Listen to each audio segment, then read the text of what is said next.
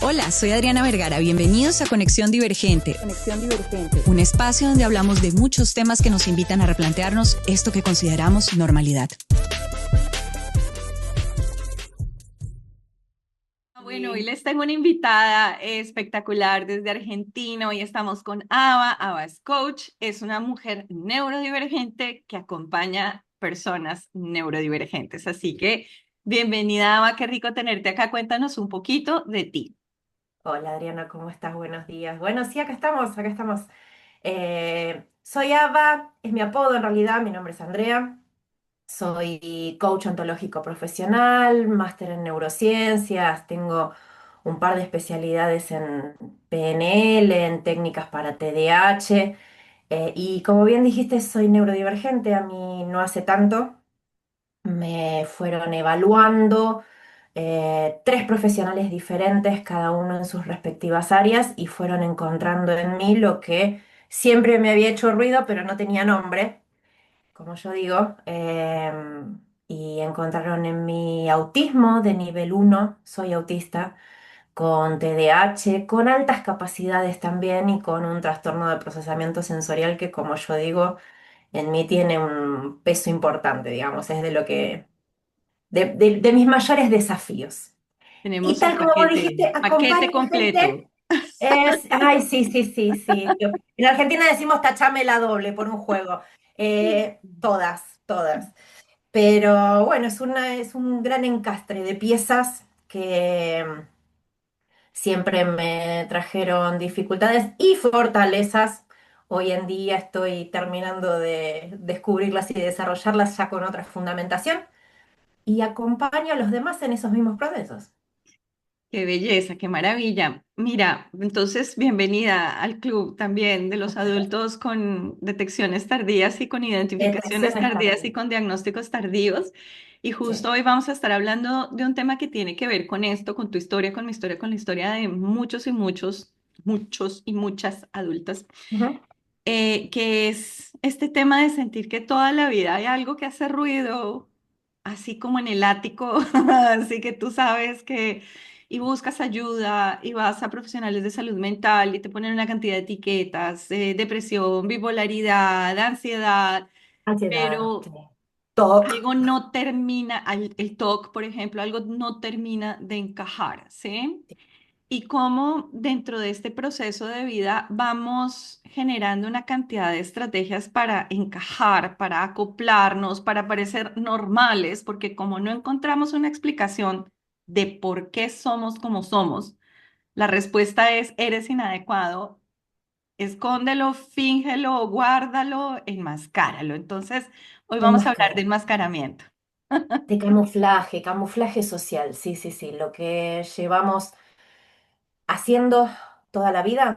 Yo digo que el camuflaje es como esa armadura, ¿viste? Uno dice, ¿te acordás? Pero no, nosotros no vivimos esa época, con lo cual no nos acordamos. Pero hemos visto en libros y películas y fotos la época feudal, donde los hombres iban a las batallas con esas armaduras enormes, metálicas, con mallas de cota y un montón de peso, que obviamente los protegían de lanzas, espadas, flechas, hachazos. Eso viene a ser un poco el camuflaje social, la armadura que creemos o sentimos o sabemos que ante determinados entornos nos protege de el exterior, de la mirada ajena, de la opinión ajena, de los entornos, de las De la dificultades, de propia un montón de mirada, ¿no? cosas. Esa mirada que nos dice que no somos inadecuados, que hay algo extraño Exacto. con nosotros, que no somos normales, ¿sí? El problema de todo esto es que el soldado tiene muy en claro que cuando se va de la batalla tiene que sacarse la armadura, porque no puede vivir, no puede dormir, no puede tener intimidad, no puede con una armadura puesta. Entonces ahí está bien claro el cuándo uno se pone la armadura y cuándo uno se saca la armadura. El camuflaje social termina siendo una trampa para uno, porque llega un punto en donde uno entra en un proceso casi de alienación, en donde, bueno, y como si puedo sostener esto, entonces, ¿para qué mostrarme así?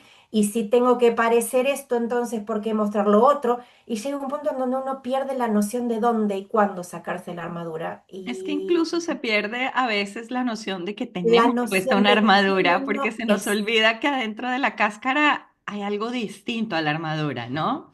Exacto, exacto. Uno termina perdiendo nociones concretas de quién uno es. Claro. Y llegan los diagnósticos y ahora empezar a aprender a sacarse esa armadura es un doble esfuerzo, es O un doble llegan las esfuerzo. crisis de vida que no se pueden sortear con armadura puesta. Y ahí es cuando No, buscamos normalmente diagnóstico, ¿no? La maternidad, los 30, los 40, una enfermedad, aparte, sí, sí, porque sí, claramente. definitivamente si tú llegas a un río y tienes que cruzar el río y tienes la armadura puesta, te ahogas, ¿sí? Entonces llegan No, no, momentos de seguro, la vida seguro. en que ya como que la vida te enfrenta a que tengas que buscar qué hay adentro, ¿no? Totalmente. A ver, esto de la armadura, esto del camuflaje, en cierta forma no es exclusivo de las neurodivergencias. Todos tenemos diferentes comportamientos en diferentes entornos y ante diferentes conveniencias. Nadie, por muy neurotípico que sea, se comporta igual con su marido que con su jefe, ningún chico se comporta igual en casa que en el colegio, ningún adolescente se comporta igual con su madre y con su novia. Siempre digo esto. Pero eso tiene que ver con entornos, tiene que ver con conveniencias, tiene que ver con roles sociales. Distinto es cuando yo estoy todo el tiempo generando estructuras, sistemas, compensaciones para que el otro no se dé cuenta de lo que yo no puedo, o de lo que yo no entiendo, o de lo que yo no sé, o de lo que yo pienso tan diferente que voy a parecer como loca. Entonces, y es agotador. Y es agotador y además es importante también, acá estamos hablando de adultos, pero también es importante entender que las armaduras se empiezan a poner desde la infancia temprana. Desde muy Desde el chico. momento en que empieza a haber este cuestionamiento de quién soy yo y en donde empezamos a darnos cuenta que somos diferentes a los demás, entendiendo la normalidad como una normalidad estadística Sí, y sobre así todo mismo. en el momento en que somos integrados dentro de estructuras sociales que son normalistas como la escuela, ¿sí? Ujú, En sí, donde todavía la realidad, por más de que nuestras escuelas, bueno, no sé cómo sea en Argentina, pero en los países que yo he vivido y la mayoría de familias a las que acompaño, hay escuelas que se llenan mucho la boca de inclusión, de no discriminación, de igualdad, pero la realidad es que siguen siendo normalistas como hace 200 años, ¿sí? O sea, lo que tal buscamos cual. es que todos los chicos hagan lo mismo a cierta edad de la misma manera. Entonces, en estas Creo que instituciones el sistema sociales, está preparado para eso. El sistema está claro, preparado para eso y no para otra cosa. y En en Argentina estas sucede exactamente instituciones, lo pues mismo. empiezas a moldearte y a entender que eres distinto a los demás, ¿no? O sea, lo importante del enmascaramiento, yo siento, Ava, y corrígeme si estoy equivocada, es que se da de una manera muy inconsciente la mayoría de veces. Porque la La armadura mayoría. consciente tú te la quitas y te la pones, ¿sí? Pero el Exacto, problema sí, es sí, sí. esa Llega un armadura que punto no... en donde lo hago porque siento que necesito y no de una forma concretamente consciente. Sale a actuar de determinadas maneras, sale a hacer de determinadas cosas, sale sostener y aguantar un montón de cosas que Mm, después incluso mi caso fue que yo ante cosas que he hecho, trabajos que he tenido, entornos en los que me he movido, siempre terminaba enferma, enferma. El cuerpo sí. me decía basta y terminaba enferma. He pasado por todo tipo de virus, bacterias, síndromes que se han hecho crónicos y bueno, acá estamos aprendiendo por dónde venía la cosa. Sí. Mira qué interesante, porque tú hablaste de algo súper importante y es cómo mantener esta armadura puesta porque pesa, gasta mucha Basta de cualquier energía. cosa. Y realmente el ciclo natural del adulto neurodivergente que está enmascarando, que todavía no está haciendo este trabajo de sacarse esas máscaras que pesan tanto, de poder darse permiso de no comer de todo, de no ir a fiestas si no quiere, de poder tener lo que llaman rarezas y mañas, que no son rarezas y mañas, son características propias de las neurodivergencias. El problema con eso es que gastas una energía, vives un poco a crédito, siento yo, gastándote una energía que no tienes hasta que se te gasta. Entonces es como que sobrevivo, no vivo, y llega el burnout. Recargo, Eh, sobrevivo, burnout. Recargo, es sobrevivo, la gran burnout. diferencia, es la gran diferencia entre un término que se utiliza mucho en el mundo de las neurodivergencias, que es la diferencia entre adaptación y sobreadaptación. Todos Ujú, nos adaptamos a diferentes cosas. Adaptarse no es lo mismo que tolerar, adaptarse no es lo mismo que resignarse, adaptarse no es lo mismo que aceptar. Pero bueno, todos nos adaptamos a determinadas cosas. El neurodivergente por excelencia se sobreadapta. ujú. Cualquier cosa que un otro se adapta y entiende y se amolda y ya está, el neurodivergente, Lo, esa misma lo adaptación genera actúa. estrés. Estrés, estrés que bien lo dice, ahí en autismo trabajamos con la teoría de las cucharas. Una de las formas en donde empezamos a entender la energía es esto de la teoría de las cucharas, en donde empezamos a, del frasco de la energía, tomar cucharas del día de hoy y si es necesario tomar cucharas del día de mañana. Eso te va a faltar mañana y te va a pasar factura el cuerpo. Así es, así No hay es. duda, no hay duda. Pero sí, esto de que lo vamos haciendo sin darnos cuenta y a medida que van pasando los años, a medida que van pasando las décadas, ya es parte de uno. Se integra la identidad, sí. Ajá.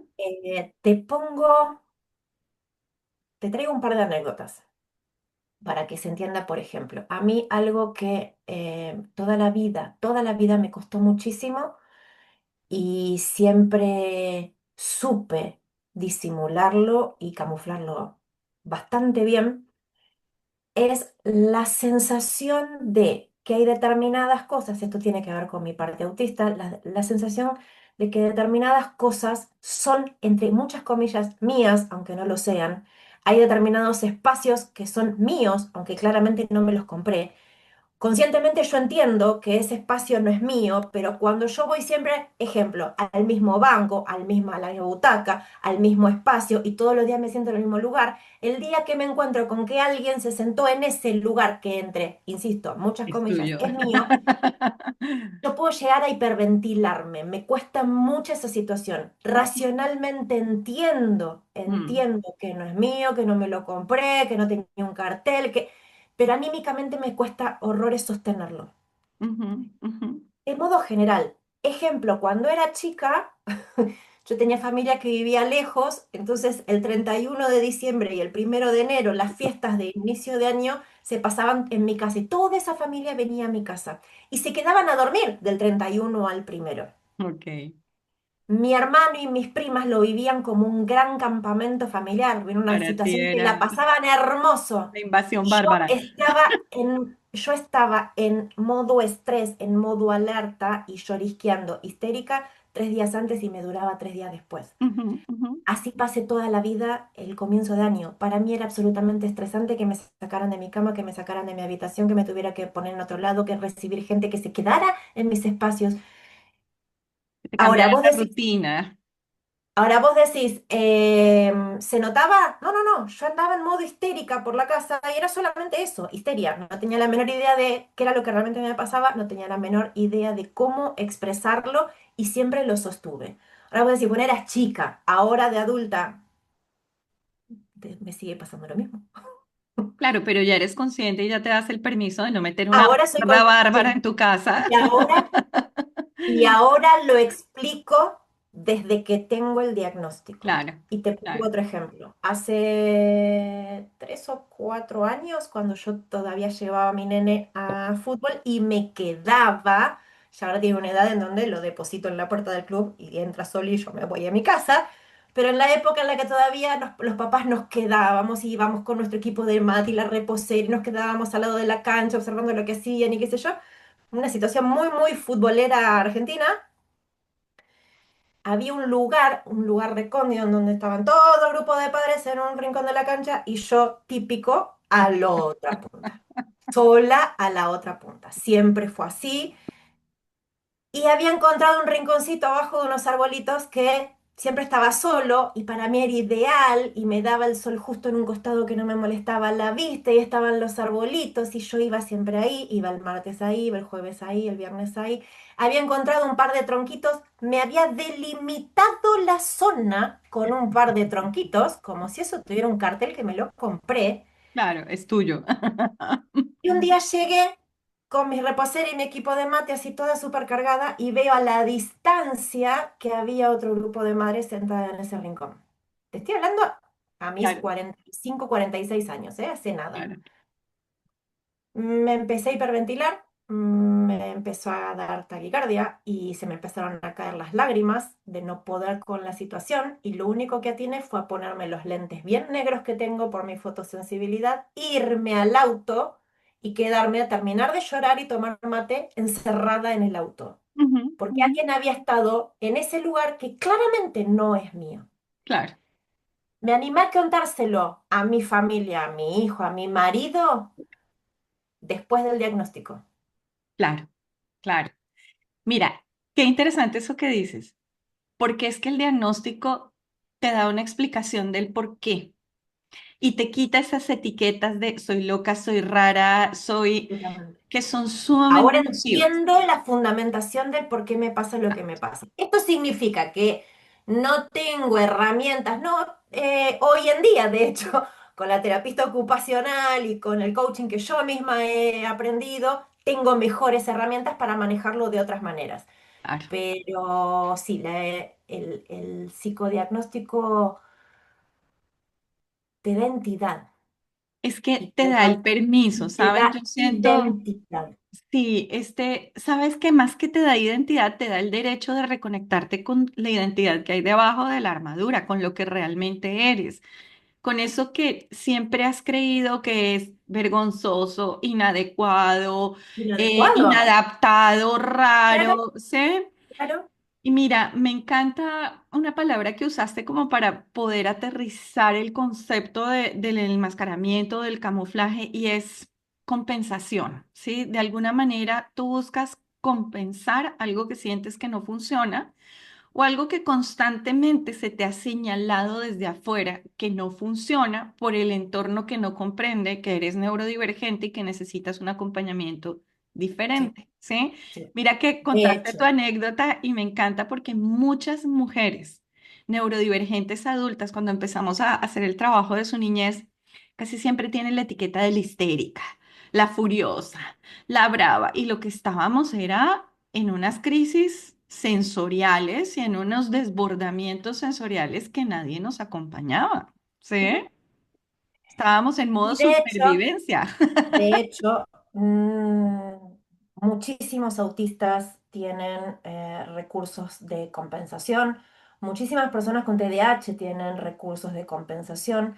Sin embargo, los que más, la mayor cantidad de herramientas puntualmente de compensación, las dan las altas capacidades. Cuando Mm, autismo y o TDAH debajo tienen altas capacidades, es profundamente compensatorio.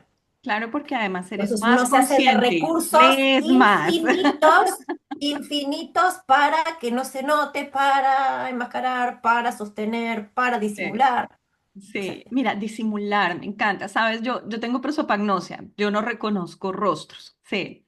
Ajá. Y me encanta cuando hablamos de mecanismos de compensación, porque cuando uno no entiende por qué le pasa lo que le pasa, sencillamente la etiqueta es eres idiota social porque te lo presentaron ayer y no lo Y reconoces. esa es, exacto. Entonces la gente cree que eres antipática, entonces yo me volví el payaso, la que siempre hace reír, la que todo, pero a un costo emocional, porque por dentro estaba angustiadísima tratando de acordarme cómo se llama, dónde lo conocí, quién es este ser humano.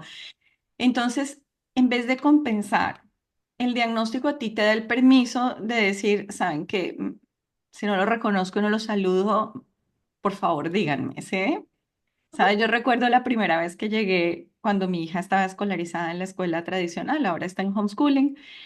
Hablando de tus tardes futboleras, yo me Sí. quedaba en el auto esperando a que empezaran a salir los niños porque ese momento de tener que ir a hablar de jabones y de detergentes y del clima para mí era socialmente, mira, no, y la gente no entiende que es que no te guste la gente, no, es que ese tipo de interacciones es sumamente desgastante, Bastante ¿eh? Es desgastante. desgastante. Sí. Y yo recuerdo que me di el permiso el último año que estuvo mi hija en la escuela, cuando entramos a nuevo curso, a decir, miren gente, yo tengo esto, se llama así, yo no reconozco rostros y es tan liberador, porque el que decía que quiere poner la etiqueta que eres rara, te la puede poner, pero por lo menos no te la estás poniendo tú y no te estás lastimando tú. Sí, allá el otro que lo que piense de ti no es tu Tal cual, problema. ¿Sí? tal cual. Sí, sí, sí, sí, sí, sí. La cantidad de las cosas que hemos hecho para sostener y disimular y compensar, compensar. Ahora que vos decías también de tu nene, me acuerdo a los 12 años aproximadamente, estamos hablando de antes de los 90. Y no sé en el resto de Latinoamérica, pero acá en Argentina se había puesto muy de moda las nenas coleccionar edad, pubertad, niñez, pubertad y adolescencia, ideales para meterse en todo tipo de colecciones. En aquella época las nenas coleccionaban sobres de carta y papeles de carta de My Melody, Hello Sí. Kitty, Sarah Kay, y le ponían perfumito y le hacían corazoncitos y un montón de cosas que a mí no me interesaban, no me interesaban, no entendía ni para qué se hacía eso, no lo entendía, no lo entendía. Pero había que compensar porque había que poder enmascarar. Si no, no pertenecía y si no, no podía Claro. sostener ninguna amistad más de una semana. Entonces yo en mi casa coleccionaba revistas muy interesantes. Estaba obsesionada con la religión y con las mentiras y los encubrimientos de la religión. Podía darte un congreso sobre el Concilio de Nicea, pero tenía una pequeña carpeta con sobres My y parecía una Melody, Hello colección. Kitty. Claro, entonces yo iba con mi carpetita, jugaba un recreo con el sobrecito y la cosita y el brillito, listo, ya está. Llegaba a mi casa, encajonaba eso y seguía con mi colección que claramente no le importaba a nadie, pero necesitaba encajar. Esas Hubieras son muerto con compensaciones. la colección de mi abuelo, ¿sabes? Hablando de colecciones, qué lindo cuando uno empieza intergeneracionalmente, cuando te dicen, ay, en mi época, autismo, TDAH, esos son inventos modernos. Y yo me acuerdo la casa de mi abuelo, forrada de revistas, selecciones desde los años 40, de pared a pared. No, autismo en esa época, no, sí, No. TDAH en esa época, Lo que no. pasa es que no nos dábamos cuenta, no se sabía observar, o sea, los únicos que tenían autismo era el típico estereotipo que se nos vendió siempre De de el niño discapacidad. varón que no te mantiene la mirada, que no habla, que se amaca y que no puede, y que está en su mundo, no en el nuestro, en el Claro, suyo. claro, El claro, claro. TDAH era el que no podía sostener nada, se olvidaba de todo, perdía todo y, no, y se perdía y no. Y claramente ahí estábamos nosotros y las generaciones anteriores. Yo tengo esas mismas experiencias en madre, no tanto en madre, padre, etcétera, pero que vos decís, claramente también lo eran, características que me doy cuenta en el resto de la familia, pero bueno, acá estamos. Acá estamos con nuevos descubrimientos en una nueva etapa. La neurociencia es la que está brindando conocimientos sobre nuestro cerebro y sobre nuestras funciones ejecutivas y sobre nuestras conductas que están habilitando a esto, a nuevos test, a nuevas observaciones, a nuevas evaluaciones, a entendernos desde otro lugar. Y también a nuevas So- miradas, ¿no? Porque es que también estaba muy atado a la discapacidad o a la patología, cuando realmente son Absol- maneras diferentes de ser, de estar, de sentir, o sea, son cerebros que vienen cableados de manera distinta y que además tienen una utilidad impresionante cuando permitimos que dentro de contextos normotípicos realmente el que sobresale, el que tiene algo distinto, puede usarlo si no lo está Sí. escondiendo. Sí, porque si lo Es está que además otra escondiendo, cosa, te da la pauta para empezar a entender también cuáles son tus fortalezas. claro. Yo, una de las patas que más sostienen mi trabajo es esto, en el coaching, cada uno de los procesos de coaching, descubrir las fortalezas de cada uno, porque obviamente altas capacidades las tiene, como también tiene sus desafíos. La gente cree dentro del mito de las altas capacidades que uno es un genio y no, está lejísimo de eso. Hay un montón de desafíos, hay un montón de barreras a aprender de alguna forma a intentar sobrepasar, las que se pueden y las que no, no. Ujú. Pero del mismo modo hay un montón de fortalezas, tanto en el TDAH como en el autismo, generales a todo autista y a todo TDAHoso, y particulares de cada ser, que hay que poder desarrollarlas y decir, ok, ¿qué hago también con esto? Exacto. Exacto, es entender que, ok, vivimos en un mundo normotípico, sí, pero eso no significa que tú no puedas desarrollar tu potencial, que Absolutamente. tú no puedas ser distinto, que tú puedas decir, no me gusta este tipo de fiestas, no me gusta este tipo de reuniones. Mira, sabes, una de las cosas del enmascaramiento donde yo más he sufrido, bueno, la mayoría de los neurodivergentes o de las neurodivergentes tiene temas de integración sensorial. Eso sí viene como con el paquete en casi todos. En casi todo, sí, se calcula más o menos un Sí, 95%. o sea, yo sufría muchísimo, he sufrido toda la vida con el tema sensorial, especialmente con la comida, ¿sí? Ajá. Que también fue etiquetado como trastornos alimenticios, o sea, todas Sí, las etiquetas equivocadas las he tenido, pero mi enmascaramiento social, porque salir a comer es algo muy social, era comer cosas que me sabían a porquería y ajá. tragármelas y estar todo el tiempo consciente de no vomites, no lo escupas, no, ¿sí? Wow. Entonces, ¿cómo disfrutaba las salidas sociales? Por ejemplo, una primera cita que te invitaran a un restaurante al más raro, donde había el menú más fusión. Mira, para mí la comida fusión es la tortura más grande que ha podido existir en la vida porque el chicharrón es chicharrón, no tienes que ponerle maracuyá, ¿sí? No hagas eso, no le hagas eso a la comida. Pero el desenmascarar también te permite poder salir y decir, ¿saben qué? Yo como tres cosas y no tiene por qué importarte. Y si yo no pruebo, no tiene por qué importarte porque soy yo la que me la está metiendo en la boca, ¿no? Claro, claro, claro, absolutamente. Aceptar que hay cosas que te desgastan y más bien poder aprender, porque como dices tú, todo el mundo enmascara un poquito y todo el mundo necesita ajustarse a circunstancias en la vida, en la cotidianidad. Pero yo siento que el tema más es encontrar una forma saludable y consciente de entender que es algo que haces porque quieres y no porque te Ujú. toca. ¿Sí? Exacto. Sí, sí, sí, sí, sí, absolutamente. Sí, La porque... diferencia entre debo o tengo y quiero y necesito. Exacto, Un abismo en el medio. Eh, exactamente, exactamente. Está bien que lo sí. hagas si lo Y necesitas. esto que te pasa a vos con el tema del gusto, el mayor de mis problemas sensoriales es la defensividad táctil. No tengo mayores problemas. Sí, tengo algunas cuestiones bueno, olfativas y con respecto al gusto, pero no son de gran importancia. Mi defensividad táctil es todo un problema, siempre lo fue.